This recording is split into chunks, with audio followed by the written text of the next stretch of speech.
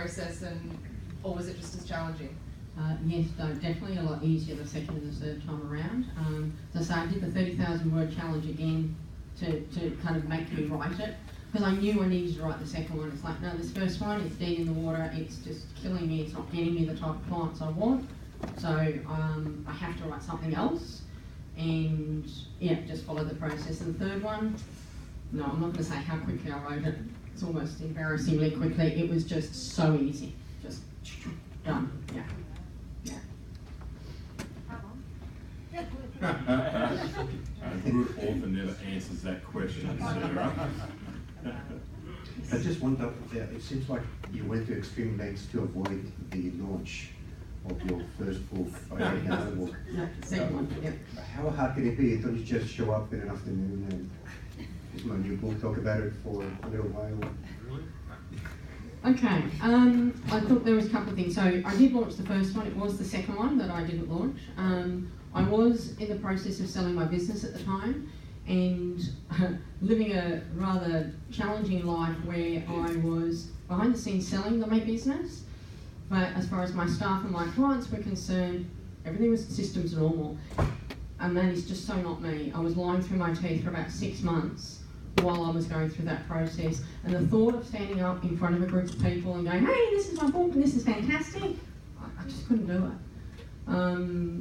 So yeah, it was all around what was going on the rest of the time, and when it came out, I actually decided to sell the business having written the words of this. It wasn't published at that point, but when I had finished writing it, I went, you know what, this business isn't serving me the way I need it to be, I need to change.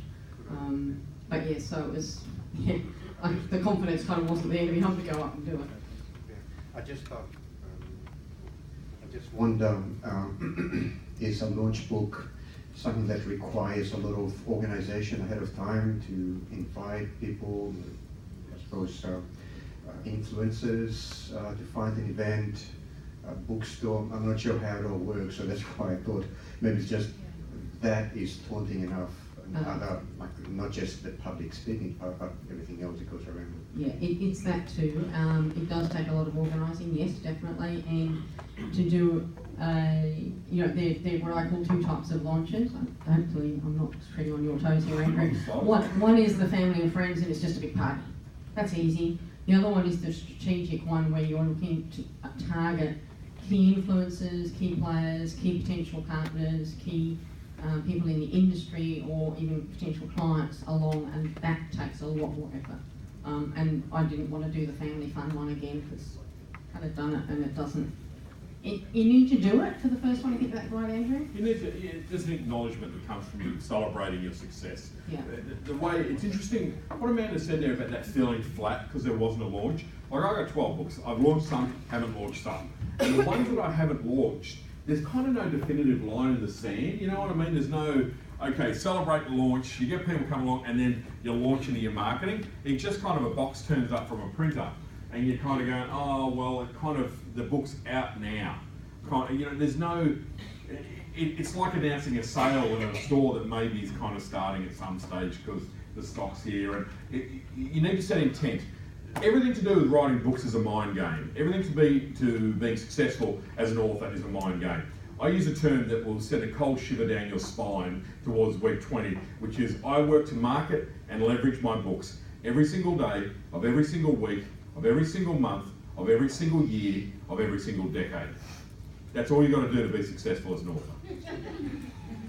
So a part of that is having a great launch. Yeah. To the point now, and sorry, Amanda, I'm not trying to take over from you here, Noel. Well, I am, you know, it's like, but to the point now where Rosemary actually consults and teaches, manages book launches for people because it's such a big area, such a specialist kind of a space. To do a launch successfully, and everyone goes, oh, do a launch in a bookshop. The worst place to do a launch is in a bookshop. Never do a launch in a bookshop. You know, because all that happens is there's no room, you have no control over the environment, and there's always one lunatic who has nothing better to do than to spend the entire time you're launching your book standing there asking you ridiculous questions, and you cannot get away from them. and they're on daycare release from somewhere. You know, and every launch I've had, that person has been there. You know, from that point of view. So yeah, that's a snapshot of that. So if you ask me, the first book was launched on the 15th of May 2013. The second one, May, June 15. This latest one, 11th of August 2016. I know those dates. The other one's kind of, ugh. Oh, really? Wow. All right, one more question, Dave? Amanda, I wanted to talk to you about the first book that you said you weren't proud of, or that was bringing you clients that you weren't interested in working with. Can you identify part of the process that you wish you'd done differently or got wrong, or that led you to write the book that got you where you? I think my challenge was, as I say, the boring chartered accountant, that I never was really, but that I felt pigeonholed, and I felt that, you know, what book could I write that's different if you're just talking accounting and tax? So the cloud space was not one that most business owners even knew about back then. It was very, very new technology, and I felt that it was something that I could talk about, and I kind of thought that once people had a taste of working with me, getting them set up on that we could lead them into the other, and it just didn't. I've got clients doing that, but it's just I didn't, because I don't think there wasn't that next step logic from the book, I think that's probably what it is. I'm not sure that answers the question well enough. Yeah.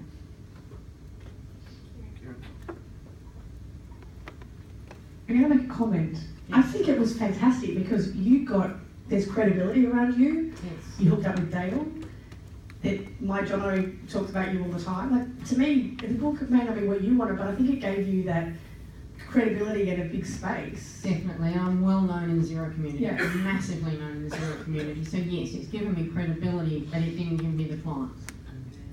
And hasn't it given you the credibility to do what you're doing now and your big picture growth? So there's lots of zeros there.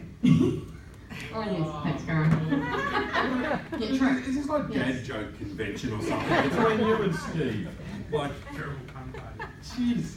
If you want me to go there, I can. I don't want you to go. Please go. All right, is there any other quick questions just on passing? Thank you, Amanda. Thank you so much.